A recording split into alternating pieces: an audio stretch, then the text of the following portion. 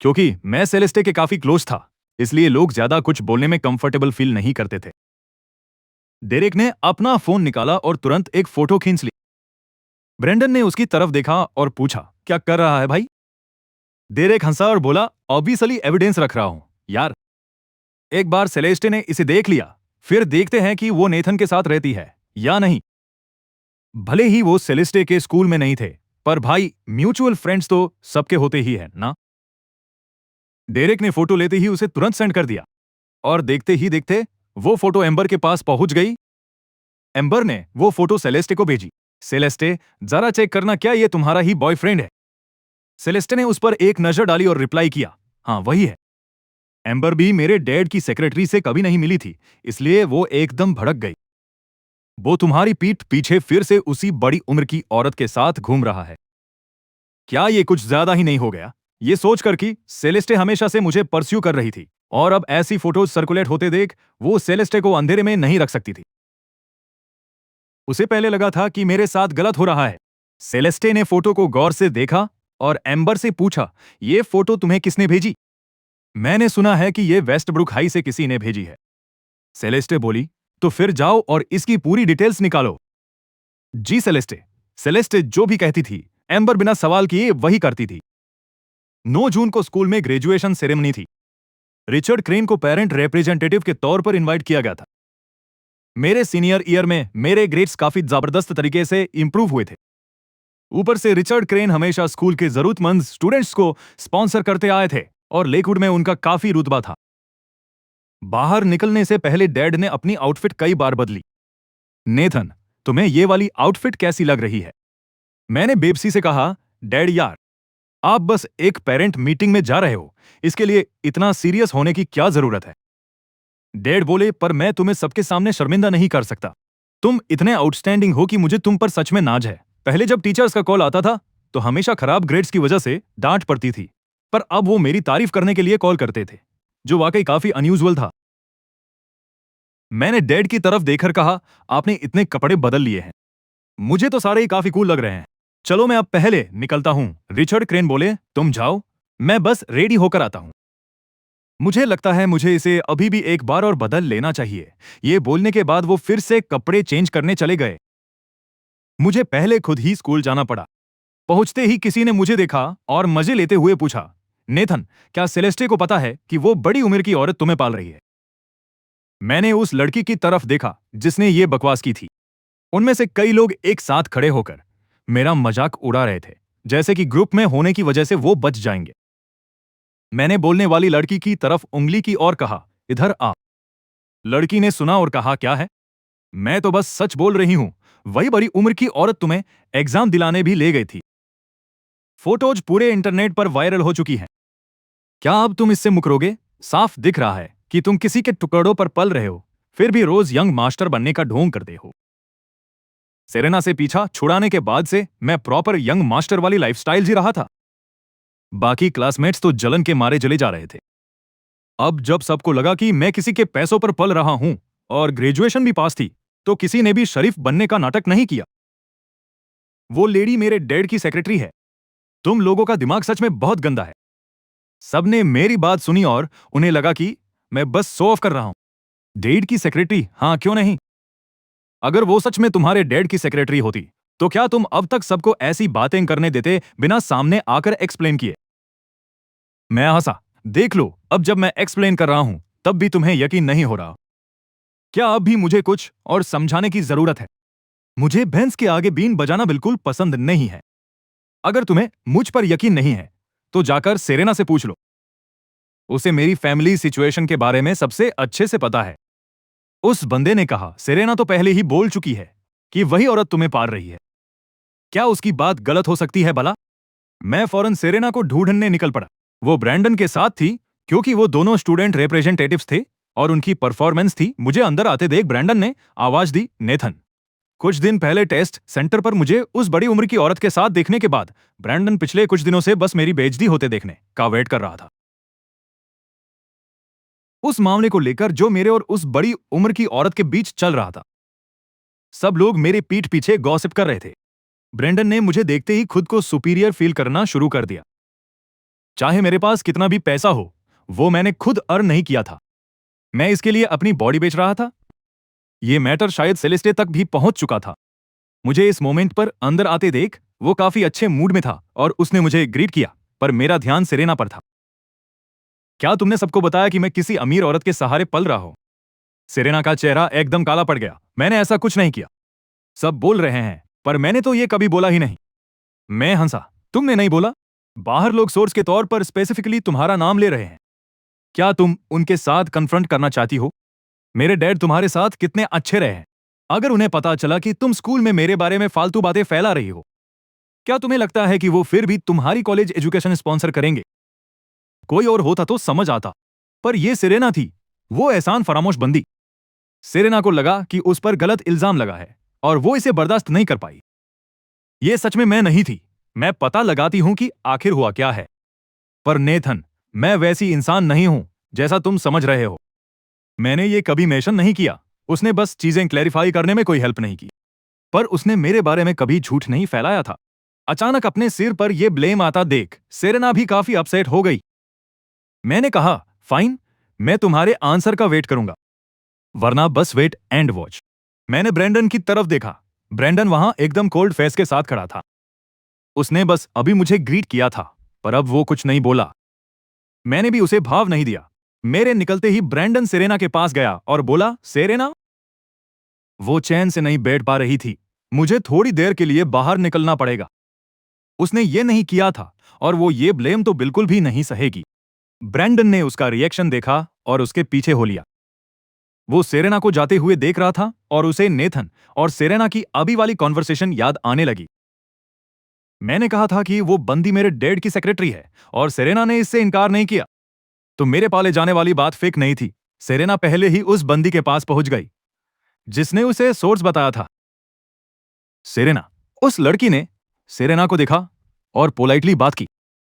Serena बोली, क्या तुमने ऐसा बोला कि मैंने तुम्हें बताया कि नेथन को कोई पाल रहा है? उस लड़की ने सरप्राइज्ड होकर सेरेना को देखा। क्या तुमने ही ये नहीं बोला था? मैं उनके बगल में खड़ा होकर हंसने लगा। सेरेना भी गुस्से में थी। मैंने तुम्हें ये कब बोला? उसका लहजा थोड़ा ढीला पड़ते देख उस लड़की ने एक्सप्लेन किया। डेरेक ने ऐसा कहा था। उसने बोला कि तुमने पर्सनली उसे ये बात बताई है। डेरेक कहाँ है? सेरेना ये सुनकर एकदम सन्न रह गई।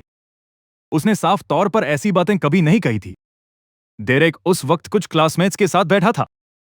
वो मेरी बुराई कर रहा था। सेरेना उसके पास गई। डेरेक और ब्यूटी क्वीन सेरेना। मुझे और सेरेना को साथ खड़ा देख डेरेक वही जम गया और सेरेना के पास आकर पूछने लगा, क्या हुआ? सेरेना ने उसे सवाल किया, क्या तुमने दूसरों से कहा कि मैंने बोला है कि नेथन का किसी के साथ चक्कर चल रहा है? डेरेक बोला, क्या ये ऐसी बात नहीं है जो सबको पहले से पता है? सेरेना ने बात जारी रखी, मैं बस तुमसे ये पूछना चाहती हूं, क्या मैं पर्सनली तुम्हें यह बताया था? डेरेक ने अपना सिर हिलाया, नहीं। उसने मुझे देखा और तुरंत थोड़ा डर गया। उसे लगा कहीं मैं यहां पंगा करने तो नहीं आया। सेरेना बोली, तो फिर तुमने लोगों से यह क्यों कहा कि मैंने तुम्हें बताया है? डेरेक ने कहा, क्या तुमने ब्रैंडन को नहीं बताया था? उसने मुझे बताया था। ब्रैंडन का ख्याल आते ही डेरेक की हिम्मत थोड़ी बढ़ गई। वो मेरे सामने भी पीछे नहीं हटा। उस वक्त ब्रैंडन भी वही था, है ना?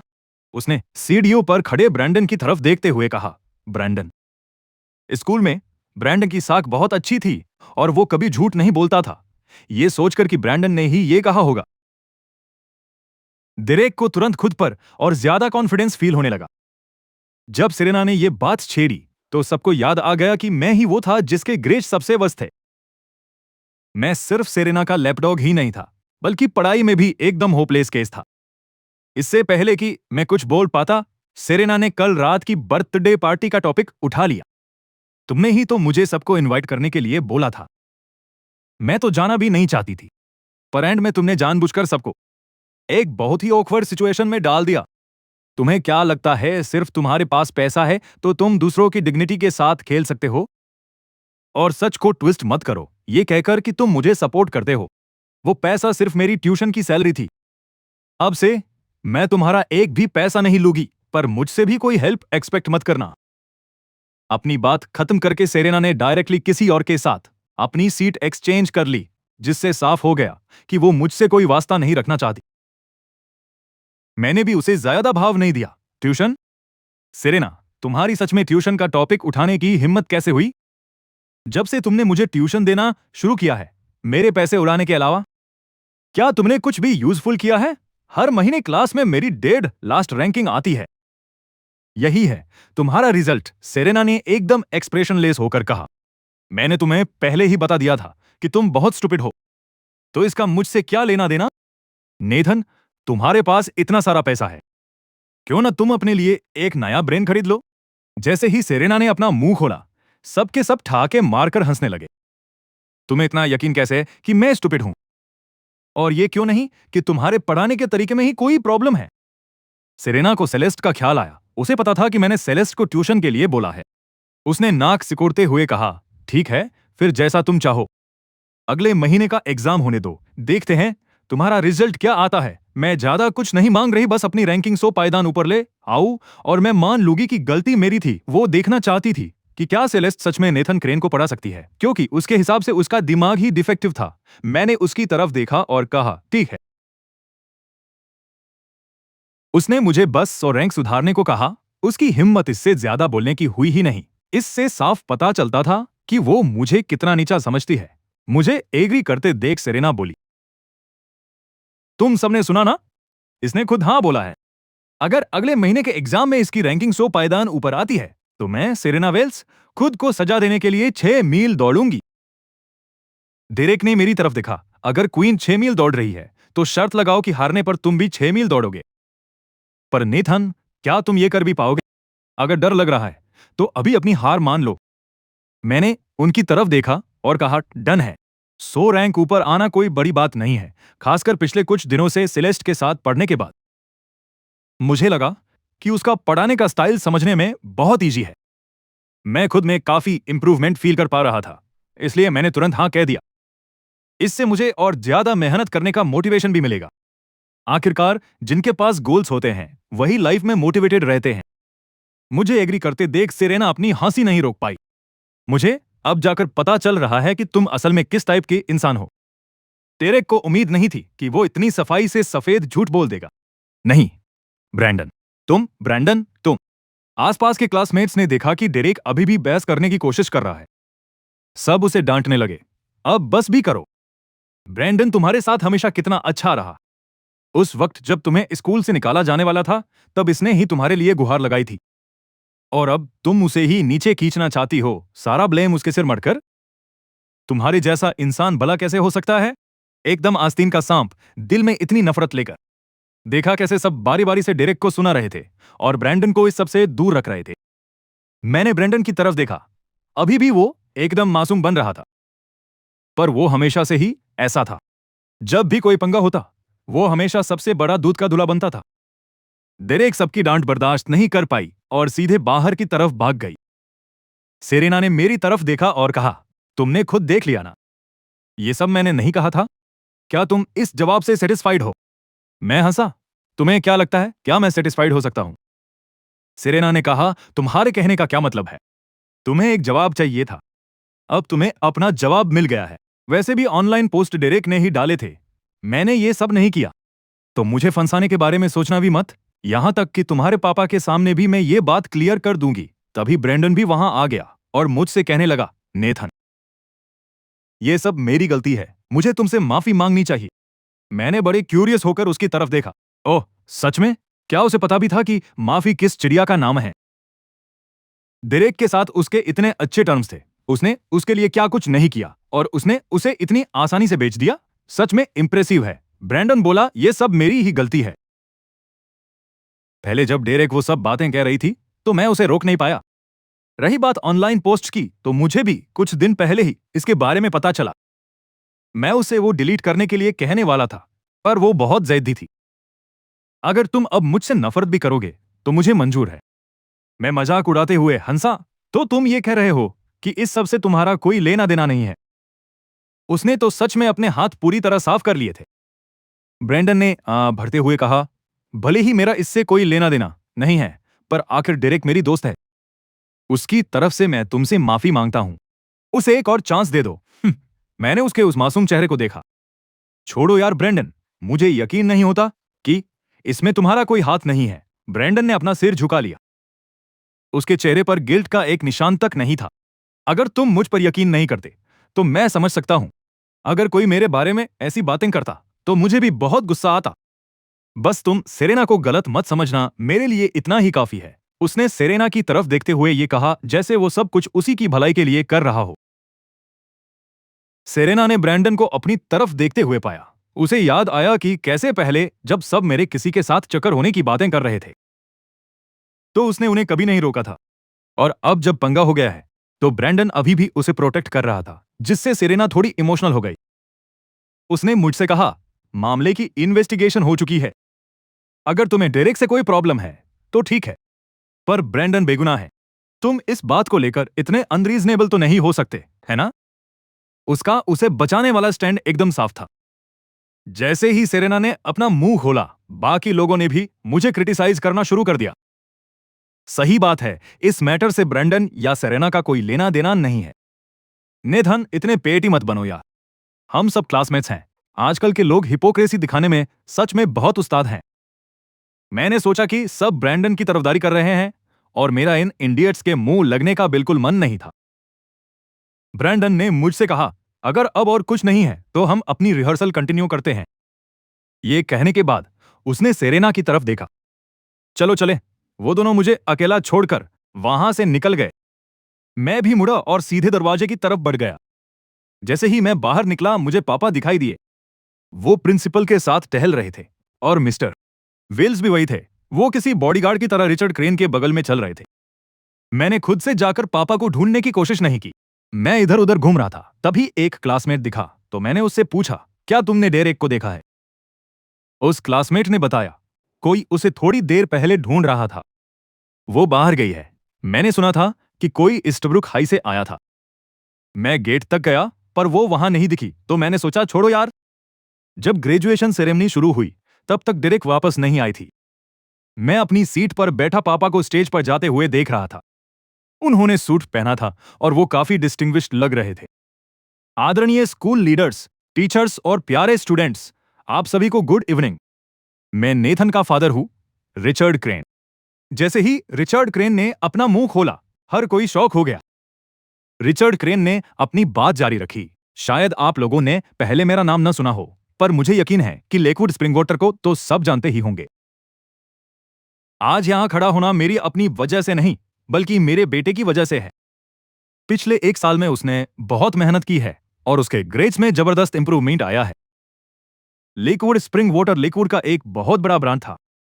हर कोई इसके बारे में अच्छे से जानता था। तो ये चक्कर था, मेरे पापा लेकवुड स्प्रिंग वाटर के ओनर थे, जबकि पहले सबको लगता था कि मेरा किसी के साथ चक्कर है। ब्रैंडन पास ही बैठा था और उसके पेरेंट्स भी आज आए हुए थे, पर क्योंकि उसके पेरेंट्स कोई फेमस लोग नहीं थे, पर एंड में जो पेरेंट रिप्रेजेंटेटिव बना वो मेरे पापा ही थे। स्टेज पर उस एलिगेंट आदमी को देखकर और फिर मेरे बगल में बैठे होने के एहसास से ब्रैंडन को पहली बार असली गैप फील हुआ। वो सच में एक यंग मास्टर था, उसका किसी के साथ कोई चक्कर वक्कर नहीं था। रिचर्ड क्रेन की स्पीच खत्म होने के बाद हेज के पेरेंट्स खड़े हो गए और सीधे पापा की तरफ बढ़े, जो अभी स्टेज से नीचे उतरे ही थे। मिस्टर क्रेन, हेलो, आपसे मिलकर बहुत अच्छा लगा। ब्रैंडन इतने टाइम से इस स्कूल में था, पर उन्हें कभी पता ही नहीं चला कि यहां शहर के सबसे अमीर आदमी का बेटा भी पढ़ता है।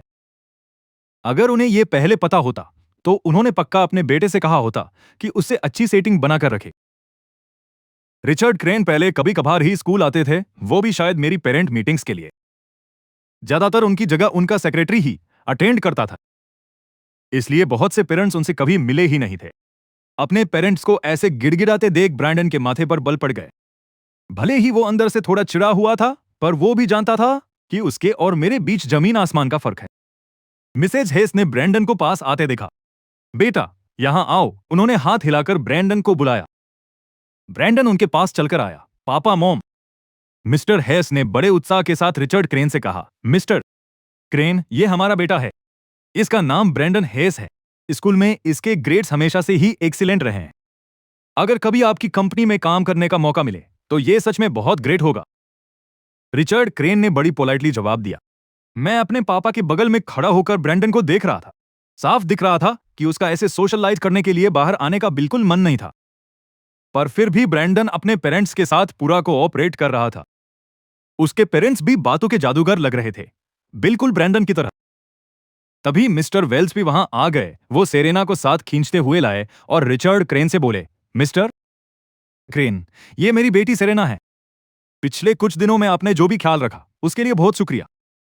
उसे ये सब हमेशा याद रहता है। जब वो लेकवुड ग्रुप ज्वाइन कर लेगी तो वो पक्का आपके लिए जी तोड़ मेहनत करेगी। और तो और उसकी और यंग मास्टर नेथन की बॉन्डिंग भी बहुत कमाल की है। अब तो दोनों ग्रेजुएट भी हो चुके हैं। जब भी मौका मिले क्यों न पहले इनकी एंगेजमेंट करवा दी जाए। इतने सारे पेरेंट्स के सामने मिस्टर वेल्स अपनी बेटी का रिश्ता मेरे साथ पक्का करने के लिए बहुत उतावले हो रहे थे। सेरेना ने जब अपने पापा की बातें सुनी तो उसके माथे पर बल पड़ गए। ब्रैंडन के पेरेंट्स भी पास ही खड़े थे। सेरेना को इतना सुंदर और ऊपर से पढ़ाई में भी तेज देखकर वो दंग रह गए। उन्हें पहले लगा था कि उसकी ब्रैंडन के साथ अच्छी सेटिंग है, पर उन्हें यह अंदाजा नहीं था कि वो एक्चुअली शहर की सबसे अमीर फैमिली की होने वाली बहू है। इसलिए अब उनके आगे कुछ और सोचने की हिम्मत ही नहीं हुई। रिचर्ड क्रेन ने जब मिस्टर वेल्स को एंगेजमेंट की बात करते सुना तो वो तुरंत बोल पड़े, एंगेजमेंट की बात करना अभी बहुत जल्दबाजी होगी। बच्चे अभी बहुत छोटे हैं। इन सब चीजों के बारे में सोचने की कोई हड़बड़ी नहीं है। मिस्टर वेल्स बोले, छोटे? काहे के छोटे? अगले 2-3 साल में तो वो सीधे जाकर अपनी शादी रजिस्टर करा सकते हैं। मिस्टर वेल्स इस बात को लेकर काफी ज्यादा एक्साइटेड थे। मैंने उनकी तरफ देखा और कहा, मिस्टर वेल्स, मुझे सेरिना में कोई इंटरेस्ट नहीं है और मैं उससे एंगेजमेंट तो बिल्कुल भी नहीं करने वाला। वैसे भी उसका ऑलरेडी कोई और क्रश है। यह सुनते ही मिस्टर वेल्स के तो होश ही उड़ गए। उन्हें पता था कि मेरा इशारा ब्रैंडन की तरफ है, पर ब्रैंडन में ऐसी क्या खास बात थी जो वो उनके घर का दामाद बनता। उन्होंने इस बात से साफ इंकार कर दिया। ऐसा कैसे हो सकता है? ये लड़की स्कूल में डेटिंग वगैरह नहीं कर सकती। उसका सारा फोकस सिर्फ अपनी पढ़ाई पर रहता है। नेथन, तुम्हारे अलावा उसे कोई और लड़का पसंद नहीं है ना? ये आखिरी के शब्द उन्होंने सीधे सेरिना की तरफ देखते हुए कहे। उन्होंने सेरिना को इस उम्मीद में देखा कि वो थोड़ी अक्लमंदी दिखाएगी। सेरिना ने अपने डैड की बात सुनी और मेरी तरफ देखने लगी। उसे याद आ रहा था कि मैंने पहले उसके साथ क्या क्या किया था। उसने खुद को संभालते हुए अपने पापा से कहा, डैड, क्या आप देख नहीं रहे कि यह कैसा मौका है? क्या ऐसी बातें करना अभी सही है? पर मिस्टर वेल्स तो दूसरों को बाहर वाला समझ ही नहीं रहे थे। कैसा मौका? हम और मिस्टर क्रेन तो एक ही फैमिली है। इसमें बाहर वाला कौन है? तुम तो पहले हमेशा क्रेन हाउस में ही रहती थी। अब जबकि मिस्टर क्रेन ने मुझे जॉब दे दी है, तो क्या तुम्हें नेथन से शादी करने के लिए बोलकर मैंने तुम्हारे साथ कुछ गलत कर दिया? सेरिना की तो पूरी बेइज्जती हो गई। पहले सब मेरी पहचान पर शक कर रहे थे और सेरिना को लेकर सबके मन में एक अलग ही रिस्पेक्ट थी। सबको लगता था कि अगर मैं कोई अमीर खानदान का लड़का भी होता तब भी मैं उसके लायक नहीं होता। पर अब मिस्टर वेल्स की बातों ने सेरिना की बची कुची डिग्निटी भी मिट्टी में मिला दी थी। किसने सोचा था कि ब्यूटी क्वीन सेरिना के डैड ऐसे निकलेंगे? साफ दिख रहा था कि वो सेरिना को अमीर घर में भेजने के लिए कितने बेताब हैं। मैंने भी उनके साथ नरमी दिखाना छोड़ दिया। मिस्टर वेल्स, हमारे स्कूल में सबको पता है कि सेरिना का बॉयफ्रेंड ब्रैंडन है। ऐसी बातें सुनकर उन्हें बुरा लग सकता है। अगर मैं ये बात क्लियर नहीं करता तो लोगों को यही लगता कि मैं और सेरिना साथ होने वाले हैं। हेस पेरेंट्स ने यह सुना तो दोनों अपने बेटे की तरफ देखने लगे। ब्रैंडन अपने होठ भींचकर मुझे देखने लगा। उसे समझ आ गया था कि मैं ये सब जानबूझकर कर रहा हूं। रिचर्ड क्रेन ने मौका देकर मिस्टर वेल्स से कहा, वेल्स, आप देख ही रहे हैं, बच्चों की अपनी पसंद होती है। हमें उनके मामलों में इंटरफेयर नहीं करना चाहिए। मिस्टर वेल्स हार मानने को तैयार नहीं थे। यह पक्का कोई मिसअंडरस्टैंडिंग है। वैसे भी नेथन सच में सेरिना को पसंद करता था। मेरी बेटी ऐसे ही किसी भी ऐरे गेरे लड़के के साथ नहीं होगी। ये कहने के बाद उन्होंने जानबूझकर ब्रैंडन को बहुत नीची नजरों से देखा। हेस फैमिली की हालत देखकर ऐसा नहीं लग रहा था कि वो बहुत अमीर है। मिस्टर वेल्स बस अपनी बेटी की शादी किसी अमीर बंदे से कराना चाहते थे ताकि उसकी किस्मत बदल सके। वो हेस फैमिली से कोई नाता नहीं रखना चाहते थे, इसलिए उन्होंने अब और भी कड़वी बातें कह दी। मिस्टर हेस ने मिस्टर वेल्स की तरफ देखा। ये बात करने का कौन सा तरीका है? ऐरा गैरा लड़का, किसे बोल रहे हो? मिस्टर वेल्स ने उन्हें उकसाते हुए देखा। मैं तुम्हारे बेटे की ही बात कर रहा हूं, तो क्या कर लोगे? मारना चाहते हो मुझे? उन्होंने एकदम बेशर्मों वाला चेहरा बना लिया। मिस्टर हेस एक सीधे साधे इंसान थे। उनके उकसाने पर मिस्टर हेस को इतना गुस्सा आया कि जैसे उनका खून खौल उठा हो। मिस्टर वेल्स को ऐसा तमाशा करते देख रिचर्ड क्रेन को बीच में बोलना पड़ा, मिस्टर वेल्स ने रिचर्ड क्रेन की तरफ देखा और बोले, मिस्टर क्रेन, क्रेन, मेरी बेटी उनके बेटे से शादी नहीं कर सकती। सेरीना सिर्फ नेथन को ही पसंद करती है। आप इस बात की टेंशन मत लीजिए। तभी रिचर्ड क्रेन बोले, वो एक बहुत ही सुलझा हुआ जवान लड़का है। आप उसके बारे में इस तरह कैसे बात कर सकते हैं? उनसे माफी मांगिए। मिस्टर वेल्स ने जब रिचर्ड क्रेन के सीरियस एक्सप्रेशन देखे तो उनकी हिम्मत नहीं हुई कि उन्हें नाराज करें। सॉरी, उन्होंने बेमन से हेस फैमिली को बस एक लाइन बोल दी। आसपास के लोग ये सारा सीन देख रहे थे। मिस्टर क्रेन कितने काइंड हैं, ब्रेंडन को भी प्रोटेक्ट कर रहे हैं। सच में बड़े बॉस होने के नाते उनमें काफी क्लास है। पर सेरिना के डैड इतने बदतमीज क्यों हैं? सब रिचर्ड क्रेन की तारीफ कर रहे थे और साथ ही मिस्टर वेल्स की बुराई करने से खुद को रोक नहीं पा रहे थे। मिस्टर वेल्स को अपनी इस हरकत पर बिल्कुल भी शर्म नहीं आ रही थी। उनकी नजर में उनकी बेटी बहुत ही आउटस्टैंडिंग थी। जाहिर है, उसके लायक तो बस शहर के सबसे अमीर आदमी का बेटा ही था। रिचर्ड क्रेन ने देखा कि मिस्टर वेल्स ने माफी मांग ली है, तो वो आगे बोले, वैसे भी दोनों बच्चों की बॉन्डिंग काफी अच्छी है, तो एक बाप होने के नाते यहां तमाशा मत कीजिए। अपनी बेटी के बारे में थोड़ा तो सोचिए। जहां तक मेरे बेटे नेथन की बात है, उसकी शादी तो पहले ही किसी और से तय हो चुकी है। मैंने भी हाँ में हाँ मिलाई। सही कहा मिस्टर वेल्स। मेरा ऑलरेडी कोई स्पेशल है जिसे मैं पसंद करता हूं। सेरिना और ब्रैंडन को बस साथ में खुश रहने दीजिए, उनके बीच में मत आइए। रिचर्ड क्रेन ने अपनी घड़ी देखी और मिस्टर वेल्स को बात आगे बढ़ाने का कोई मौका नहीं दिया।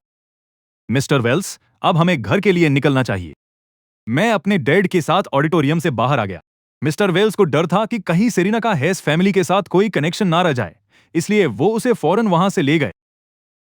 सेरिना ने अपने डैड की तरफ देखा, जो उसकी इज्जत की बिल्कुल भी परवाह नहीं कर रहे थे। वो बेचारी टूटने वाली थी। उसने इतने समय तक स्कूल में जो अपनी अच्छी इमेज बनाई थी, उसके डैड ने उसे पूरी तरह बर्बाद कर दिया।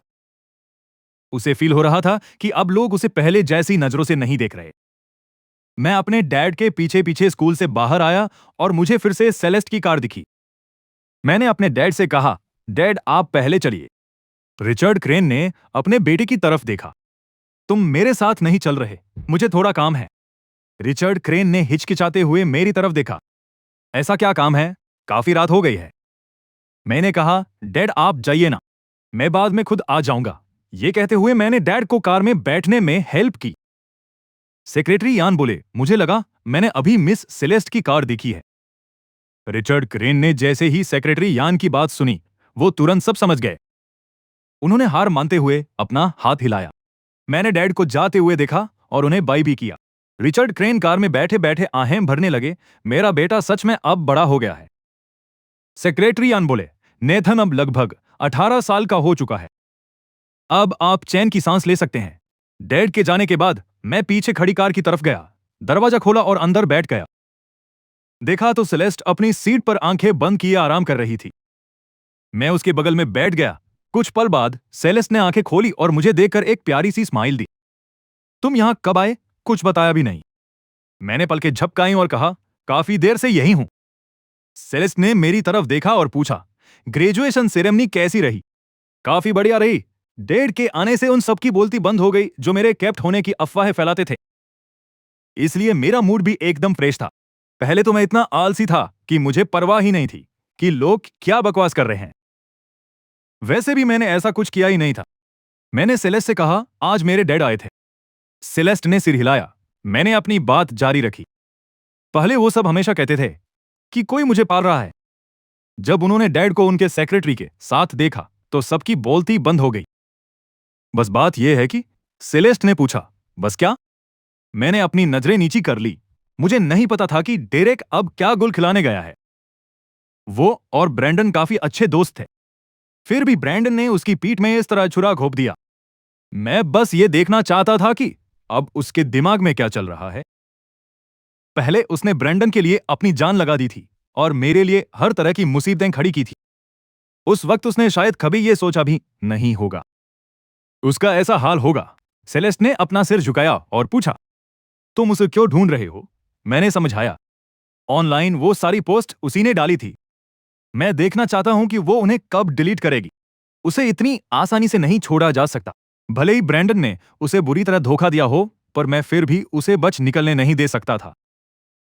ये सुनने के बाद सेलेस्ट ने ड्राइवर से कहा, गाड़ी चलाओ। ड्राइवर ने सिर हिलाया और कहा, जी। जल्द ही ड्राइवर ने नदी के किनारे गाड़ी रोक दी। मैंने बाहर देखा और पूछा, तुम मुझे यहां क्यों लाई हो? ये एक इंडस्ट्रियल एरिया था, यहां आसपास अभी कोई भी नहीं था। सेलेस्ट कार से बाहर निकली और मैं भी उसके पीछे चल दिया। तभी कोई चलकर पास आया। सेलेस्ट, मैंने अपने सामने एम्बर को देखा और पूछा, तुम यहां क्या कर रही हो? नेथन, क्या तुम्हें नहीं पता? पहले किसी ने तुम्हारी फोटोज खींचकर हमारे स्कूल भेज दी थी और कहा था कि कोई बड़ी उम्र की औरत तुम्हें पाल रही है। मैंने बेबसी से कहा, मुझे पता है, ब्रैंडन ने आज ही मुझे बताया था, पर उम्मीद नहीं थी कि कॉलेज एंट्रेंस एग्जाम के टाइम भी उनके पास इन सब फालतू चीजों के लिए वक्त होगा। फिर मैंने एम्बर से पूछा, क्या तुम्हारे पास वो फोटो अभी भी है? एम्बर ने अपना फोन ऊपर किया और कहा, हाँ है। रुको, मैं दिखाती हूं।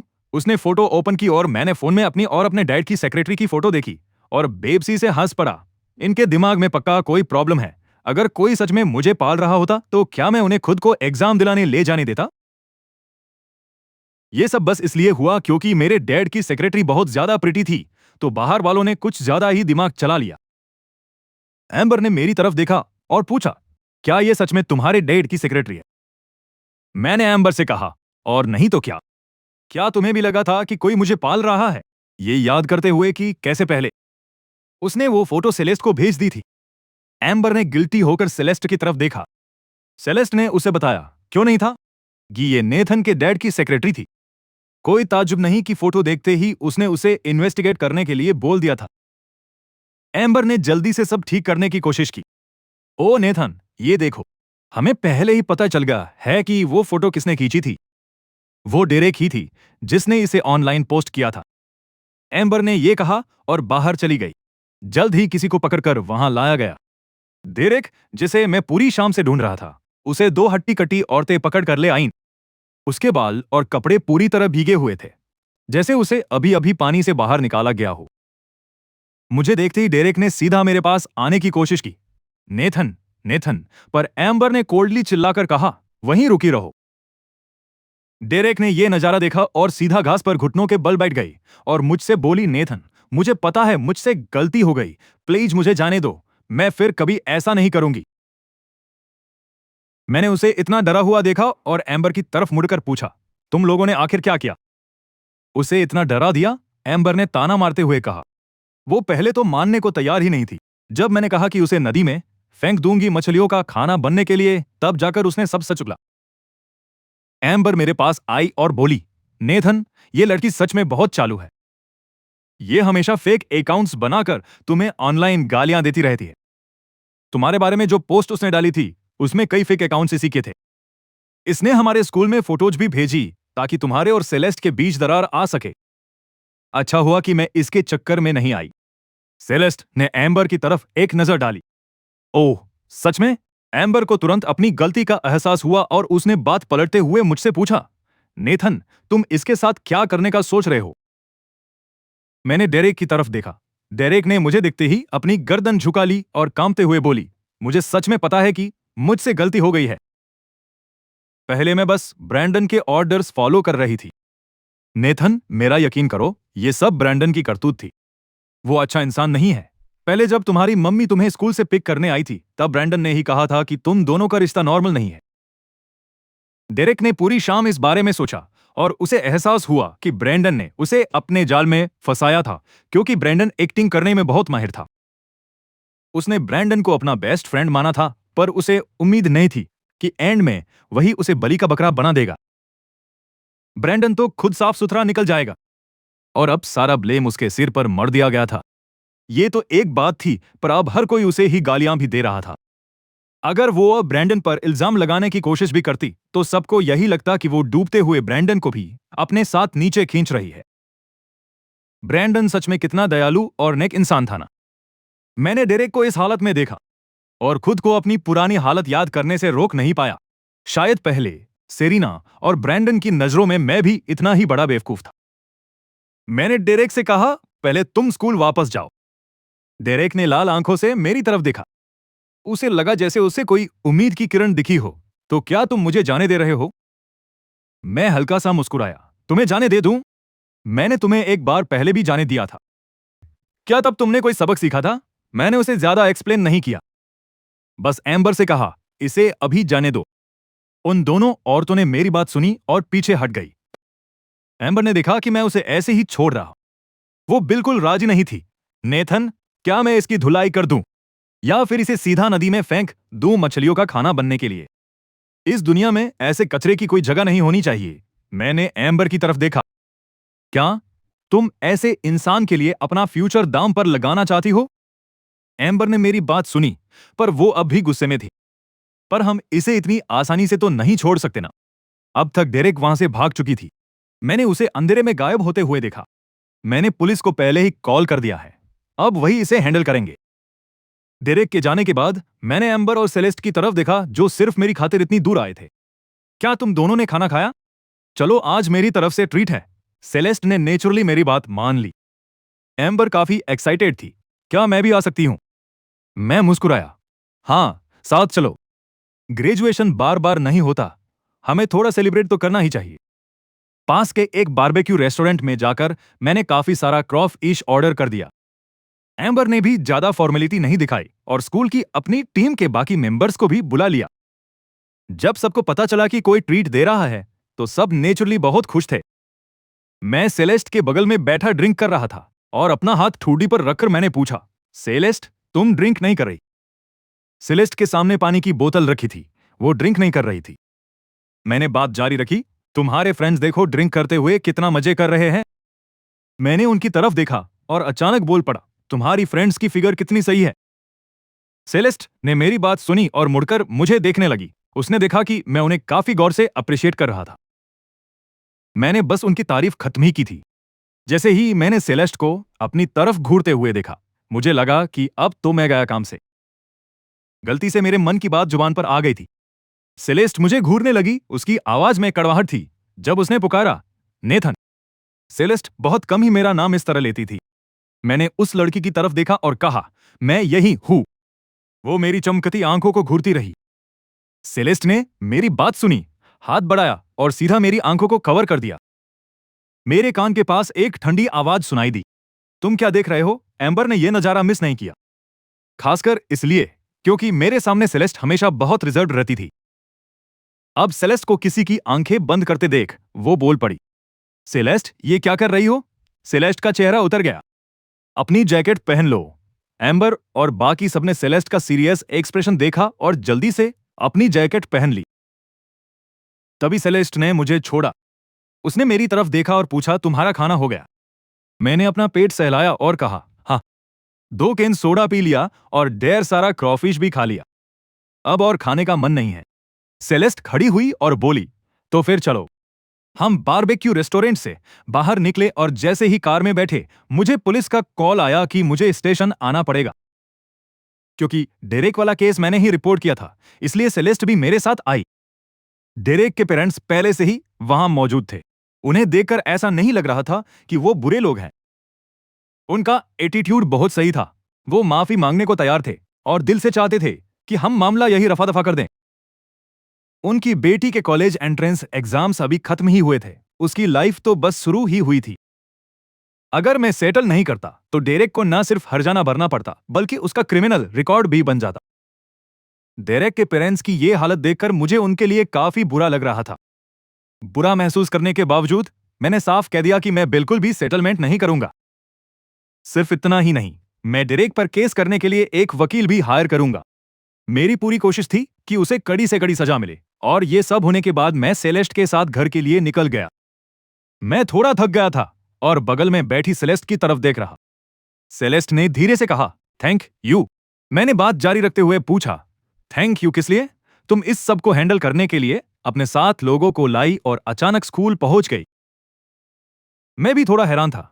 सेलेस्ट ने मेरी बात सुनी पर कुछ नहीं बोली। डेरेक पहले मुझसे एक शर्त हार चुकी थी और उसे स्कूल से निकाला जाना था, पर ब्रैंडन ने उसकी तरफ से मिन्नतें की थी। मुझे उम्मीद नहीं थी कि वो एंड में फिर से पंगा करेगी। सच में कुछ लोग लातों के भूत होते हैं, बातों से नहीं मानते। अफसोस की बात यह थी कि इस मामले में मैं ब्रैंडन को अपने साथ नीचे नहीं खींच पाया। भले ही आज स्कूल में काफी तमाशा हुआ था, सेरिना और ब्रैंडन दोनों की काफी बेइज्जती हुई थी, पर मेरे लिए यह सब अभी काफी नहीं था।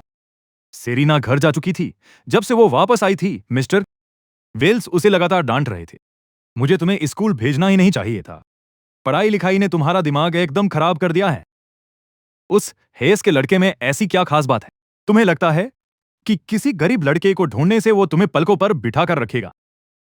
मिस्टर वेल्स जैसे जैसे बोल रहे थे, उनका पारा और चढ़ता जा रहा। तुम्हारी मां को भी उस वक्त लगता था कि मैं बहुत गरीब हूं, इसीलिए वो किसी अमीर आदमी के चक्कर में न्यूयॉर्क भाग गई थी। अब देख लो, उसे तुम्हारी जरा भी परवाह है क्या? ओ छोटी बदतमीज लड़की, मैं ये सब तुम्हारी भलाई के लिए ही कर रहा हूं। कॉलेज वॉलेज के चक्कर में मत पड़ो, वैसे भी सब बेकार है। ये सोचकर कि रिचर्ड क्रेन ने उन्हें रिजेक्ट कर दिया था, आज इतने सारे लोगों के सामने बेइज्जती झेलने के बाद मिस्टर वेल्स अंदर ही अंदर बहुत ज्यादा चिढ़े हुए थे। वे जीत के इतने करीब थे। क्रेन फैमिली की सारी जायदाद बस उनकी होने ही वाली थी, पर सेरिना ने पूरा मौका हाथ से गंवा दिया। सेरिना चुपचाप बैठकर अपने डैड की बातें सुन रही थी। उसने एक लफ्ज भी नहीं कहा। बचपन से ही उसे इन सब बातों की आदत हो गई थी।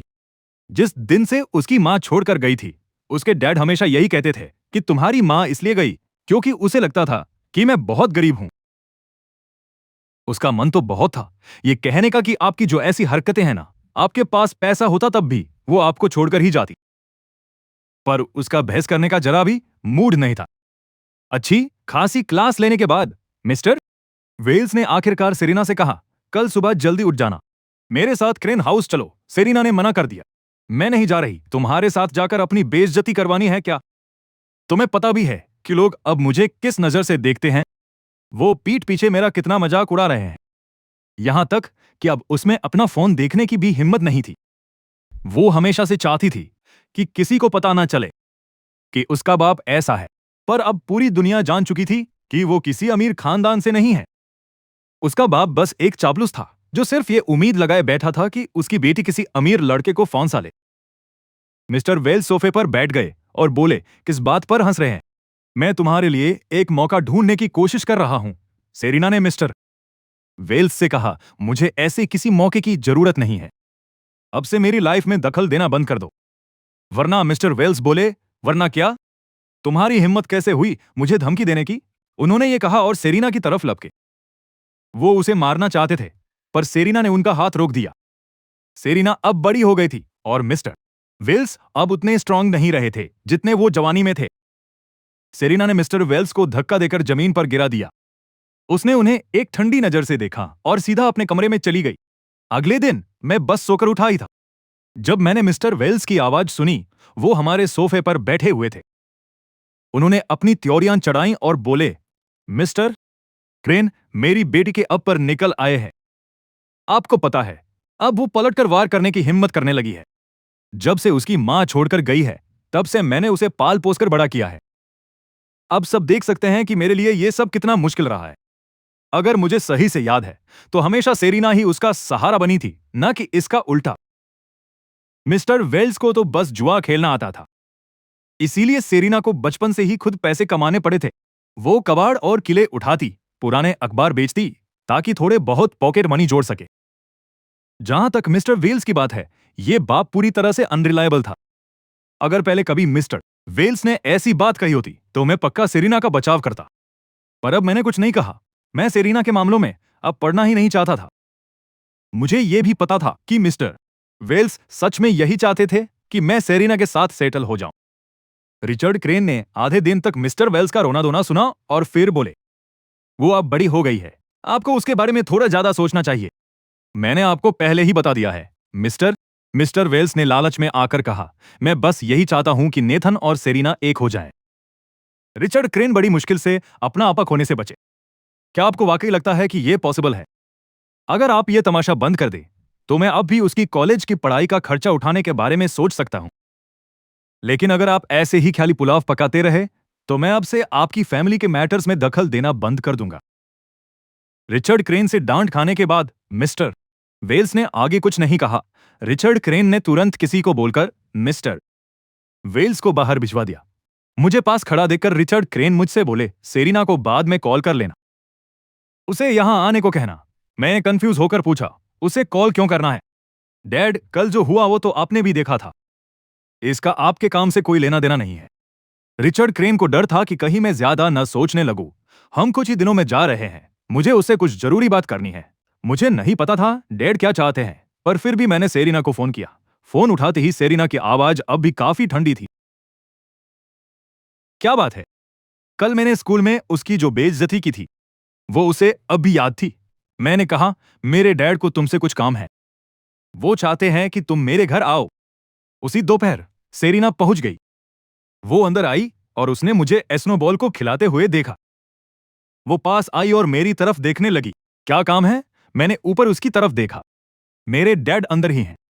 हालांकि उसे अपना जवाब मिल गया था, पर सेरिना को अंदर जाने की कोई जल्दी नहीं थी, बल्कि वो खड़ी होकर मुझे ही देखने लगी। नेथन, तुम आजकल खुद को बहुत बड़ा 30 मार का समझने लगे हो, है ना? मुझे समझ नहीं आया कि ये बात अचानक कहां से आई। मैं भला किस बात पर इतना उछल रहा हूं? सेरिना बोली, कल रात ग्रेजुएशन सेरेमनी में तुमने जो ड्रामा किया था, उसकी वजह से मेरी और ब्रैंडन की बहुत बेइज्जती हुई। क्या तुम्हें अब खुशी नहीं हो रही? मैंने उसकी बात सुनी, खड़ा हुआ और अपने सामने खड़ी उस औरत को देखने लगा। तो अब तुम अपना सारा गुस्सा मुझ पर निकालना चाहती हो? सेरिना ने मुझे घुरकर देखा पर कोई जवाब नहीं दिया, जैसे वो मेरी बात मान रही हो। मैंने उसकी तरफ देखा। मुझे यकीन नहीं हो रहा था कि वो अब भी इतनी बेशर्म हो सकती है। मैंने कल रात आखिर किया क्या था? मुझे नहीं लगता मैंने कुछ भी गलत किया। क्या तुमने डेरेक वाले मामले में पहले ही खुद को पाक साफ साबित नहीं कर दिया था? सेरिना तुरंत बोली, तुम्हें पता है, मैं उस बारे में बात नहीं कर रही हूं। मैंने ऐसे एक्टिंग की जैसे मैं बहुत सीरियस होकर सोच रहा हूं। तो फिर तुम किस बारे में बात कर रही हो? कहीं ये उस बारे में तो नहीं कि तुम्हारे डैड कैसे तुम्हें और ब्रैंडन को अलग करना चाहते थे और चाहते थे कि मैं तुम्हारे साथ रहूं, पर मैंने मना कर दिया। सेरिना बोली, तुम कम से कम हाँ कहने का नाटक तो कर ही सकते थे। मेरे डैड बस बोल ही रहे थे। अगर तुम मान जाते तो क्या वो इतना तमाशा करते? सेरिना ने ये बात पूरे कॉन्फिडेंस के साथ कही। मैंने उसे बड़ी हैरानी से देखा।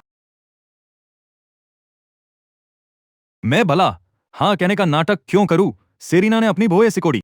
क्या मेरी थोड़ी इज्जत रख लेने से तुम मर जाते? मेरे चेहरे पर बेबसी साफ दिख रही थी। मैं भला तुम्हारी इज्जत क्यों रखूं? सेरिना ने मुझसे पहले कभी इतनी नफरत नहीं की थी जितनी इस वक्त कर रही थी। तुम्हें इतना पत्थर दिल होने की क्या जरूरत थी? अपनी सेलेस्ट का दिखावा करना बहुत जरूरी था क्या? पूरी दुनिया को बताना ही था तुम्हें। नेथन के पास अब सेलेस्ट है। सेरिना बोली। वो अपनी आवाज ऊंची करने से खुद को रोक नहीं पाई। तुम अब मुझे नीचा दिखा रहे हो। तुमने सबके सामने मेरा पोपट करवा दिया। अब खुश हो तुम? मैंने उसकी तरफ देखा और रिएक्ट करने से पहले कुछ सेकंड्स तक खामोश रहा, सिर्फ इसलिए कि उसे शर्मिंदगी महसूस हुई। उसने सारा दोष मुझ पर मढ़ दिया, जैसे उसे इज्जत न देना मेरी गलती हो। मैं धीरे से हंसा। सेरिना मुझे देख रही थी और अब भी चुप नहीं हो रही थी। उसकी आंखों में बहुत गुस्सा था। तुम आराम से ये बात छुपा सकते थे कि मैं और ब्रैंडन साथ हैं।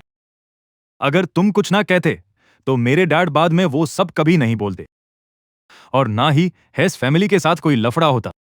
तुमने ये सब जानबूझकर किया है ना? मैंने एक पल के लिए सोचा, फिर कहा, हाँ, मैंने ये सब जानबूझकर किया। सेरिना को उम्मीद नहीं थी कि मैं इतनी आसानी और कॉन्फिडेंस से अपनी बात मान लूंगा। मैंने अपना सिर उठाया। मुझे नहीं लगता कि मैंने जो किया उसमें कुछ भी गलत है। हाँ, मुझे सेलेस्ट ज्यादा पसंद है, और हाँ, मैं तुम्हें नीचा समझता हूं। मैं नहीं चाहता कि लोग ये सोचें कि मेरा और तुम्हारा कोई फ्यूचर हो सकता है, और इससे भी कम मैं ये चाहता हूं कि वो कुछ और सोचें। मैं अपनी पावर का इस्तेमाल तुम्हें ब्रेंडन से छीनने के लिए कर रहा हूं। सेरिना ने बड़ी निराशा के साथ मेरी तरफ देखा। नेथन, तुम पहले इतने सेल्फिश नहीं थे। तुम हमेशा मेरे बारे में सोचते थे। तुमने कभी ऐसा कुछ नहीं किया जिससे मैं ऑकवर्ड सिचुएशन में फंस जाऊं। पर जब से तुम सेलेस्ट के साथ हुए हो, मैं वाकई तुम्हें पहचान नहीं पा रही हूं। मेरा चेहरा एकदम पत्थर जैसा ठंडा था, क्योंकि मैं पहले तुम्हें पसंद करता था। पर अब मैं बस यही चाहता हूं कि तुम और ब्रैंडन एक साथ मरो। सेरिना ने इल्जाम लगाते हुए कहा, तुम बस मुझे और ब्रैंडन को खुश नहीं देख सकते। अगर तुम किसी से प्यार करते हो तो तुम्हें उनकी खुशी चाहनी चाहिए, पर तुम तो बस उस इंसान को बर्बाद करना चाहते हो जिसे तुम पसंद करते हो। जिसे भी तुम पसंद करो वो सच में बदकिस्मत ही होगा। मैंने एक ठंडी आ भरी तो फिर तुम्हारे साथ वाकई बहुत बुरा हुआ है। उसकी इस बात ने मुझे मरते वक्त कही गई सेरेना की बातों की याद दिला दी। तुम्हारा रोज मेरे पीछे पड़े रहना मेरे लिए किसी बुरे सपने जैसा था। और अब वो कह रही थी कि जिसे मैं पसंद करूं वो बदकिस्मत होगा। सेरिना आगे बोली, तुम्हारे जैसा इंसान कभी खुश नहीं रह पाएगा, चाहे सेलेस तुम्हारे साथ ही क्यों ना हो। देर सवेर वो तुम्हारी हरकतों से पागल हो जाएगी। उसने अभी तक तुम्हारा असली चेहरा नहीं देखा है। ये कहकर सेरिना मुड़ी और अंदर चली गई। मैं उसे जाते हुए देख रहा था और उसकी बातों पर मुझे हंसी आ रही थी। मैं भी बाहर खड़ा नहीं रहा और उसके पीछे अंदर चला गया। रिचर्ड क्रेन सीढ़ियों से नीचे आए। सेरिना ने उन्हें देखा और बड़े तमीज से बोली, मिस्टर क्रेन, मेरे डैड के सामने वो फियर से शरीफ बनने का नाटक करने लगी थी। रिचर्ड क्रेन ने कहा, बैठ जाओ। सेरिना ने पूछा, आपने मुझे किस लिए बुलाया था? उसने मेरी तरफ देखा। उसे लगा कि कहीं मैंने उसके डैड के सामने उसकी बुराई तो नहीं कर दी और अब रिचर्ड क्रेन उसे डांटने वाले हैं। तभी उसने रिचर्ड क्रेन को कहते सुना, तुम्हारे डैड आज यहां आए थे। सेरिना चुपचाप उनकी बात सुनने लगी। सेरिना शर्मिंदा होकर खड़ी हो गई और बोली, आई एम सॉरी, मेरे डैड थोड़े ऐसे ही हैं। कल सबके सामने उन्होंने कुछ फालतू बातें कह दी थी। घर पहुंचकर मैंने उनसे इस बारे में बात की थी। ऐसा बाप होने की वजह से सेरिना को भी बहुत एम्बेरेसिंग फील हो रहा था। मगर अफसोस कि इंसान अपना जन्म या अपने पेरेंट्स खुद नहीं चुन सकता। आज जब उसने अपना फोन देखा तो पता चला कि ब्रेंडन ने उसे ब्लॉक कर दिया है। कल रात उसके डैड की हरकतों के बाद उसे समझ आ गया था कि ब्रेंडन ने उसे ब्लॉक क्यों किया। रिचर्ड क्रेन बोले, तुम्हारे डैड ऐसे ही है। उनके साथ रहना तुम्हारे लिए काफी मुश्किल रहा होगा। आज तुम्हें यहां बुलाने की मेन वजह तुम्हारी मॉम के बारे में बताना है। रिचर्ड क्रेन के मुंह से अपनी मॉम का जिक्र सुनते ही सेरिना एकदम अलर्ट हो गई। मेरी मॉम? रिचर्ड क्रेन बोले, मैंने तुम्हारे ग्रेड्स देखे हैं। किंग बे यूनिवर्सिटी में एडमिशन मिलना तुम्हारे लिए कोई बड़ी बात नहीं होनी चाहिए। मैं तुम्हारी मॉम से पहले मिला था। उन्होंने कहा था कि अगर तुम न्यूयॉर्क आओ तो उनसे मिल सकती हो। उन्होंने मुझे तुम्हें अपना कॉन्टैक्ट इंफॉर्मेशन देने के लिए कहा था। सेरेना के पास अपनी मॉम का कोई भी कॉन्टैक्ट नंबर कभी नहीं था। जब से उसके पेरेंट्स का डिवोर्स हुआ था, उन दोनों के बीच कोई बातचीत नहीं हुई थी। रिचर्ड क्रेन उनसे न्यूयॉर्क में मिले थे। उन्होंने सेरेना के बारे में कुछ चीजें पूछी थी, पर मिस्टर वेल्स ने उन्हें अपनी बेटी से मिलने की इजाजत बिल्कुल नहीं दी थी। वो बस रिचर्ड क्रेन से अपना मैसेज आगे पहुंचाने के लिए कह सकती थी। अपनी मॉम की खबर सुनते ही सेरेना की आंखें नम हो गई। मैं उसे देख रहा था और मुझे याद आया कि पिछली लाइफ में भी अपनी मॉम के बारे में जानकर उसका सेम ऐसा ही रिएक्शन था। उस वक्त सर्दियों की छुट्टियां चल रही थी। उसके बाद वो न्यूयॉर्क चली गई थी। मुझे नहीं पता था कि वहां क्या हुआ, लेकिन वो नया साल खत्म होने से पहले ही वापस आ गई थी, ये जानते हुए कि अपनी मॉम के साथ उसका रियूनियन इतना आसान नहीं होने वाला। मुझे काफी सुकून मिला। सेरिना अपनी जरूरत की चीजें लेकर वहां से चली गई। रिचर्ड क्रेन ने मेरी तरफ देखा। मुझे पास बैठे देख उन्होंने फिक्र के साथ पूछा, क्या सेलेस ने कंफर्म किया है कि वो न्यूयॉर्क कब वापस जा रही है? मैंने जवाब दिया, फ्राइडे को। रिचर्ड क्रेन ने सिर हिलाया, तुम उसके साथ जा रहे हो? मैंने हूं में जवाब दिया, हाँ डैड। क्या आप हमारे साथ चलना चाहेंगे? रिचर्ड क्रेन बोले, तुम और सेलेस्ट जाओ, मैं यहां का काम खत्म करके आ जाऊंगा। मैंने पानी का एक घूंट लिया। ठीक है, यह भी सही है, लेकिन मैं स्नोबॉल को भी अपने साथ ले जाना चाहता। रिचर्ड क्रेन बोले, मैं तुम्हारे लिए इसका इंतजाम कर दूंगा। कॉलेज के लिए न्यूयॉर्क जाने के बाद मेरा यहां बार बार आना नहीं हो पाता। पहले भी न्यूयॉर्क में कुछ वक्त रहने की वजह से इस बार वहां शिफ्ट होना ज्यादा मुश्किल नहीं था। कुछ दिनों बाद सेरिना भी वहां पहुंच गई। उस दोपहर मैं अपने अंकल के एस्टेट पर गया। वहां से गुजरते हुए मेरी नजर अचानक सेरिना पर पड़ी। वो अपनी फैमिली के साथ खाना खा रही थी। मैं सेरिना की मॉम से पहले मिल चुका था, इसलिए मैंने उन्हें एक बार में ही पहचान लिया। सेरिना के अलावा उसकी मॉम की एक और बेटी थी, जो कोई 10-12 साल की रही होगी।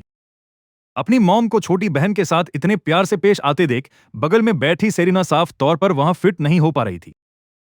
मैं बड़े ध्यान से देख ही रहा था कि तभी अंकल मेरे पास आए और मेरा नाम पुकारा, नेथन। सेरिना अपनी मॉम के साथ खाना खा रही थी और उसने सिर उठाकर मुझे देख लिया। मैंने सनग्लासेस पहने और अंकल के साथ वहां से निकल गया। चाओ जुआन ने मुझे देखा और पूछा, तुम अभी क्या देख रहे थे? मैंने पहले वाली मिसेज शाओ को देखा। चाओ जुआन हंसकर बोले, तुम्हें उनमें इंटरेस्ट है क्या? मैंने अपना सिर झुकाया। वो सेरिना की मॉम है। मेरे अंकल सेरिना को जानते थे तो मेरे बताते ही वो तुरंत सब समझ गए। मेरी तरफ देखते हुए बोले, अभी भी वही पसंद है क्या? सेलेस्ट से तो काफी बेहतर है। मैंने अंकल की तरफ एक नजर डाली। सेलेस्ट रास्ते में ही है, वो बस आती ही होगी। सेरिना भला उससे अपनी तुलना कैसे कर सकती है? अंकल की बात सुनकर मुझे काफी हंसी आई। चाओ जीवान ने बड़े अचरज से मुझे देखा। रुको, मैंने तुम्हें पिछली बार क्या बताया था? क्या तुमने मेरी बात बिल्कुल नहीं सुनी? मैंने तुम्हें पहले ही कहा था कि सेलेस्ट के साथ मत रहो। मैं अपने अंकल के पीछे पीछे रेस्टोरेंट के अंदर चला गया, पर आपने मुझे इसकी कोई वजह नहीं बताई। बैठने के बाद अंकल ने मेरी तरफ देखा। उनके एक्सप्रेशंस काफी सीरियस थे। खैर, जो भी हो, मैं तुम्हारा बुरा नहीं चाहूंगा। मैं पीछे की ओर झुक गया। वैसे मेरे डैड भी मेरा बुरा नहीं चाहेंगे। वो मेरे और सेलेस्ट के साथ होने को लेकर काफी सपोर्टिव हैं। चाओ जुआन ने अपना ग्लास उठाया और एक घूंट भरा। तुम्हारे डैड थॉर्नटन फैमिली की चापलूसी करने के चक्कर में किसी भी चीज की परवाह नहीं करते। उन्हें अपने बेटे की खुशी से क्या मतलब होगा? मैंने वेटर को बुलाकर एक ग्लास आइस वाटर मांगा और अंकल से बात जारी रखी। अगर मुझे सही से याद है तो पिछली बार आप मिसेज थॉर्नटन के काफी करीब थे, तो मुझे शक करने की पूरी वजह मिल गई है। उन्होंने ही आपको मुझे सेलेस्ट के साथ रहने से रोकने के लिए भेजा है। चाओ जियुआन ने अपना मुंह दूसरी तरफ घुमा लिया। उन्होंने ऐसा कुछ नहीं कहा। मैंने अपनी उंगली टेबल पर पटकी। तो फिर आप क्यों नहीं चाहते कि मैं सेलेस्ट के साथ रहूं? मेरी इन चंद बातों ने चाओ जियुआन की बोलती बंद कर दी। वो बस मुझे देखते रहे। इतने में ड्रिंक्स आ गए। मैं वहां बैठकर स्ट्रॉ चबाते हुए मजे से ड्रिंक पी रहा था, एकदम बेफिक्र दिख रहा था। शुक्र है कि मैं अभी जवान हूं, इसलिए सेलेस्ट से शादी करने की कोई जल्दी नहीं थी। मुझे अपने खिलाफ करने के डर से उन्होंने मुझे समझाना बंद कर दिया। चाओ जुआन खड़े हो गए। मुझे कुछ काम है, तुम बाद में सेलेस्ट के साथ खाना खा लेना। मैं हैरान रह गया। आप हमारे साथ नहीं रुक रहे? चाओ जुआन ने मुझे घूर कर देखा। मुझे दिख रहा है कि तुम्हें मेरी यहां कोई जरूरत नहीं है। अपना काम खत्म करके जब वो वापस आए तो देखा कि मैं अभी भी वहां अकेला बैठा था। वो चलकर आए और मेरे बगल में खड़े हो गए। सेलेस्ट कहाँ है? मेरे चेहरे पर चिंता साफ दिख रही थी। वो अभी तक नहीं आई। वो मेरे मैसेजेस का जवाब भी नहीं दे रही है। क्या कुछ गड़बड़ हुई है? चाओ जीवान को तो रत्ती भर भी फिक्र नहीं थी। उसे भला क्या हो सकता है? मैंने सीरियस होकर कहा। उसने कहा था कि वो आएगी। चाओ जीवान थोड़े खुश नजर आ रहे थे। उसने तुम्हें ठेंगा दिखा दिया। मुझे दुखी देखकर वो बोले, ठीक है, मैं तुम्हारे लिए पता करता हूं। आखिरकार थॉर्नटन फैमिली के साथ उनके काफी अच्छे ताल्लुकात थे। उन्होंने एक फोन मिलाया। 2 मिनट बाद फोन काटकर मुझसे बोले, सब ठीक है, वो अपने घर पर ही है। मुझे ताज्जुब हुआ, तो फिर वो मेरे कॉल्स क्यों नहीं उठा रही? चाओ जीवान बोले, मुझे क्या पता, शायद वो तुमसे मिलने ही नहीं आना चाहती थी। अब तुम कर भी क्या सकते हो? ये कहते हुए उन्होंने वेटर को खाना सर्व करने के लिए बुलाया। लगता है आखिर में मुझे तुम्हारे साथ ही खाना पड़ेगा। मुझे उम्मीद नहीं थी कि सेलेस्ट मुझे ऐसे इग्नोर कर देगी। मुझे हमेशा लगता था कि वो मेरे साथ काफी अच्छे से पेश आती है। उसे ऐसा नहीं करना चाहिए था, पर अब सच तो ये था कि वो आई ही नहीं। मैंने खाना खत्म कर लिया, पर अब तक उसका कोई कॉल बैक नहीं आया था। रेस्टोरेंट से बाहर निकलते वक्त मेरी नजर फिर से सेरिना पर पड़ी। गेट पर एक लग्जरी कार खड़ी थी। वो एक आदमी के साथ थी जिसकी उम्र अब उतनी कम नहीं रही थी।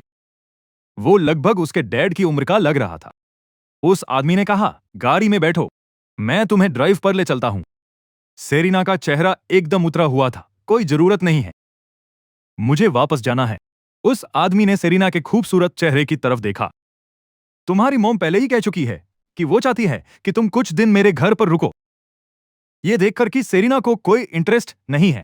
क्या हुआ? डर लग रहा है कि मैं तुम्हें बुली करूंगा। ये कहते हुए उसने उसे छूने के लिए हाथ बढ़ाया, पर वो पीछे हट गई। उस आदमी ने उसे देखा और अपनी हौंसी नहीं रोक पाया। उसने सेरिना को ऊपर से नीचे तक देखा। तुम्हारी मॉम जाने से पहले ही सब बता चुकी है। वो और मैं काफी अच्छे दोस्त हैं। तुम्हारा ख्याल रखना तो बनता है। सेरिना ने उस मिडिल एज्ड आदमी को देखा। दिखने में वो काफी हैंडसम था, पर उम्र 40 के पार लग रही थी। उसकी आंखों के पास की झुर्रियां चाहकर भी नहीं छिप पा रही थी। उसे समझ नहीं आ रहा था कि उसकी मॉम अपनी छोटी बेटी को साथ ले जाकर उसे एक अनजान शख्स के घर रुकने को क्यों कहेंगी। सेरिना का बिल्कुल भी मन नहीं था। सेरिना बोली, मुझे आपको अंकल बुलाना चाहिए। उस आदमी ने सेरिना की तरफ देखा, एक बिजनेस कार्ड निकाला और उसे पकड़ा दिया। बहुत बढ़िया, फिर जब तुम्हारा मन करे मुझसे मिलने आ जाना। मैं किसी पर दबाव नहीं डालता। ये बोलकर वो सीधा अपनी ब्लैक फरारी में बैठ गया। मुझे उम्मीद नहीं थी कि बाहर खाना खाने आऊंगा तो ऐसा इंटरेस्टिंग सीन देखने को मिलेगा। सेरेना के पास वाकई चाहने वालों की कोई कमी नहीं थी। अब अभी वो आई ही थी कि एक अमीर बंदे ने उसे नोटिस भी कर लिया। इससे पहले कि मैं वहां से निकलता, सेरेना पलटी और उसकी नजर मुझ पर पड़ गई। मैंने उसकी तरफ देखा और अपनी हंसी नहीं रोक पाया। सेरेना ने सोचा भी नहीं था कि मैं उसे ऐसी एम्बेरेसिंग सिचुएशन में देख लूंगा। ड्राइवर ने आकर मेरे लिए कार का दरवाजा खोला। मैं गाड़ी में बैठ गया। सेरेना को लगा जैसे उसका मजाक उड़ाया गया हो और उसने चिढ़कर अपने हाथ में पकड़े बिजनेस कार्ड को जोर से भींच लिया। उसे बस अपने कंधों में दर्द महसूस हो रहा था। सालों का इंतजार भारी पड़ रहा था। उसने सोचा था कि अपनी मॉम के पास वापस जाना बहुत वंडरफुल होगा, पर सिर्फ 2 दिनों में ही उसे जमीन आसमान का फर्क साफ महसूस हो गया। भले ही वो उसकी सगी मॉम थी, पर उनके पास बात करने के लिए कुछ था ही नहीं। उसकी मॉम उसकी छोटी बहन के साथ बहुत अच्छा बर्ताव करती थी। उसकी बहन हमेशा लाड प्यार में रहती थी। उसे जो चाहिए होता वो मिल जाता। मगर सेरेना ऐसा नहीं कर सकती थी। उसकी कुछ भी बोलने की हिम्मत ही नहीं होती थी। ये सब तो फिर भी ठीक था। उसने ये उम्मीद नहीं की थी कि उसकी मॉम उसे ऐसे किसी आदमी के हवाले कर देंगी और उसके घर रुकने को कहेंगी। तभी उसके फोन की घंटी बजी। उसकी मॉम का कॉल था। सेरेना ने फोन उठाया। हेलो। शाओकिन की आवाज में थोड़ा गुस्सा था। तुम्हें क्या प्रॉब्लम है? क्या मैंने तुम्हें उसके घर कुछ दिन रुकने के लिए नहीं कहा था? तुमने उसे अनहैप्पी क्यों किया? सेरेना ने अपने दांत पीछे। जब लूना बड़ी हो जाएगी, क्या तब आप उसे भी किसी बूढ़े आदमी के घर रुकने के लिए भेज देंगी? शाओकिन बोली, ये तुम कैसी बातें कर रही हो? सेरेना हंस पड़ी। उसके डैड तो उसे प्यार करते नहीं थे। उसने सोचा था कि उसकी मॉम उसके साथ अच्छे से पेश आएंगी। उसकी यादों में उसकी मॉम किसी एंजल जैसी थी, इसीलिए इतने सालों तक वो उन्हें हमेशा मिस करती रही। पर उसने सोचा नहीं था कि उसे बदले में ये सब झेलना पड़ेगा। सेरेना ने बिना कुछ कहे सीधे फोन काट दिया, क्योंकि अब इन बातों का कोई मतलब नहीं था। उस शाम बाहर बारिश हो रही थी। मैं लिविंग रूम के सोफे पर बैठकर सेरेना की सिचुएशन के बारे में सोच रहा था। मेरी पिछली लाइफ में भी अपनी मॉम से मिलने के बाद वो काफी समय तक खामोश रही थी। क्या पिछली लाइफ में भी सब कुछ ऐसा ही हुआ था? क्योंकि उसकी मॉम उसकी सेटिंग किसी अमीर आदमी के साथ कराना चाहती थी। तभी मिसेज पोर्टर अंदर आई। यंग मास्टर, मिस सेलेस्ट यहां आई है। सेलेस्ट का नाम सुनते ही मेरा चेहरा उतर गया। वो अब यहां आ सकती थी, इसका मतलब था कि उसे कोई प्रॉब्लम नहीं थी। उसने जानबूझकर मेरे कॉल्स का जवाब नहीं दिया था। घर पहुंचते ही मैंने अपना फोन स्विच ऑफ कर दिया था। उससे कहो कि वापस चली जाए। मेरे अंकल पहले ही हमारे साथ होने के खिलाफ थे, फिर भी मैंने उसके लिए स्टैंड लिया था। और आखिर में उसने मेरे साथ ये गेम खेल दिया। ऐसा नहीं है कि मुझे गुस्सा नहीं आता। मिसेज पोर्टर बाहर चली गई। थोड़ी देर बाद वो वापस आईं। वो नहीं जा रही है, कर रही है कि वो गेट पर ही वेट करेंगी जब तक आपका गुस्सा शांत नहीं हो जाता और आप उनसे मिल नहीं लेते। मुझे कोई फर्क नहीं पड़ा और मैं सीधा ऊपर चला गया। शावर लेने के बाद मैंने कुछ राउंड्स गेम्स खेले। मैंने खिड़की का पर्दा हटाकर बाहर देखा। मुझे लगा सेलेस्ट जा चुकी होगी, पर मैंने ये उम्मीद नहीं की थी कि वो अब भी वही खड़ी है और बारिश बहुत तेज हो रही थी। वो कार में बैठकर इंतजार नहीं कर रही थी, बल्कि बाहर खड़ी होकर मेरा वेट कर रही थी। उसे पूरा भीगा हुआ देखकर आखिर मेरा दिल पसीज ही गया। मैं नीचे गया। मिसेज पोर्टर ने मुझे बाहर आते देखा और तुरंत मेरे लिए अम्ब्रेला पकड़ लिया। विला का गेट खुला। मैं बाहर निकला और सेलेस्ट की तरफ देखा। ड्राइवर उसे वापस जाने के लिए मनाने की कोशिश कर रहा था, पर वो मान ही नहीं रही थी। मैंने उसकी तरफ देखा। तुम आखिर करना क्या चाहती हो? सेलेस्ट मेरी तरफ मुड़ी। उसकी आंखों में खुशी साफ दिख रही थी, जैसे अब वो नाराज नहीं थी। मैं सच में काफी गुस्से में था, क्योंकि वो हमेशा ऐसा ही करती थी। बात बात पर मैसेज का रिप्लाई देना बंद कर देती थी। पर उसे इस हालत में देखकर मैं सच में उसे कुछ कह नहीं पाया। मैंने अपनी आवाज धीमी की, अंदर आ जाओ। सेलेस्ट तुरंत कार का दरवाजा खोलने के लिए पीछे मुड़ी। मैंने उसे कंफ्यूजन में देखा। तभी उसने कार से एक केक बॉक्स बाहर निकाला। घर वापस आने पर मिसेज पोर्टर टॉवल लेकर आईं। सेलेस्ट पूरी तरह भीग चुकी थी। मैंने टॉवल लिया और उसके बालों से पानी पोंछने लगा। तुमने मुझे इग्नोर किया और फिर यहां भागी चली आई किस लिए? सेलेस्ट बोली, कुछ जरूरी काम आ गया था। सॉरी नेथन, मेरा ऐसा कोई इरादा नहीं था। मेरा चेहरा उतर गया। अगर तुम नहीं आ सकती थी तो हाँ मत कहती, मैंने अंकल के सामने बड़ी बड़ी बातें कर दी थी और फिर उन्होंने मेरा मजाक उड़ाया। मेरे अंकल तो बहुत खुश थे, बस इसी ताक में थे कि सेलेस्ट और मेरा जल्दी से ब्रेकअप हो जाए। सेलेस्ट बोली, मेरे डैड अचानक मुझसे मिलना चाहते थे। उनका जिक्र करते ही वो अचानक चुप हो गई। मैं एकदम सुन पड़ गया। मुझे याद आया कि कैसे मेरे अंकल ने हमेशा मेरा और सेलेस्ट का साथ होना अपोज किया था। मैंने फिक्र के साथ उसकी तरफ देखा। तुम्हारे डैड को मेरा तुम्हारे साथ रहना पसंद नहीं है ना? सेलेस्ट ने मेरी बात सुनी और मना कर दिया। शायद ऐसा नहीं है, उन्होंने तुम्हारे बारे में कुछ भी मेंशन नहीं किया। इसी बीच मिसेज पोर्टर बदलने के लिए कपड़े ले आई। मैंने उससे कहा कि वो पहले जाकर नहा ले। जब वो बाहर आई तो मैंने दोबारा उसके बाल सुखाए। उसने मेरी तरफ देखा और कहा, आई एम सॉरी। जब तक मेरा काम खत्म हुआ तुम अपना फोन बंद कर चुके थे। मेरा चेहरा उतर गया। मैं गुस्से के मारे पागल हो रहा था। मैंने तो सोच लिया था कि अब तुमसे कभी बात नहीं करूंगा, क्योंकि पिछली लाइफ में सीरीना ने मेरे साथ जो किया उसके बाद मैं फिर से वैसे ही बेवकूफ नहीं बनना चाहता था। मुझे लैपडॉग बनकर रहना सख्त नापसंद था। घर वापस आते वक्त मैं सोच रहा था कि क्या सेलेस्ट भी मेरी पिछली लाइफ की तरह मुझसे बोर हो गई है। भले ही एंड में उसने मुझे याद रखा, पर वो इसलिए था क्योंकि हम कभी साथ नहीं थे। इस साल हम ज्यादा वक्त साथ बिता रहे हैं, तो उसका मुझसे बोर होना नॉर्मल बात है। उसने बहुत सीरियस होकर मुझसे माफी मांगी, मुझे माफ कर दो। मैंने बस हूं कह दिया। सेलेस्ट ने टॉवल लिया और खुद अपने बाल सुखाने लगी। बाल सुखाने के बाद वो मुझसे बोली, नेथन हैप्पी बर्थडे। उसकी बात सुनकर मैंने अपनी घड़ी देखी, तब जाकर रियलाइज हुआ कि आधी रात बीत चुकी है। उसने गेट पर इतनी देर तक मेरा वेट किया, जिसकी वजह से मैं भी सो नहीं पाया था। मुझे उम्मीद नहीं थी कि उसे मेरा बर्थडे याद होगा।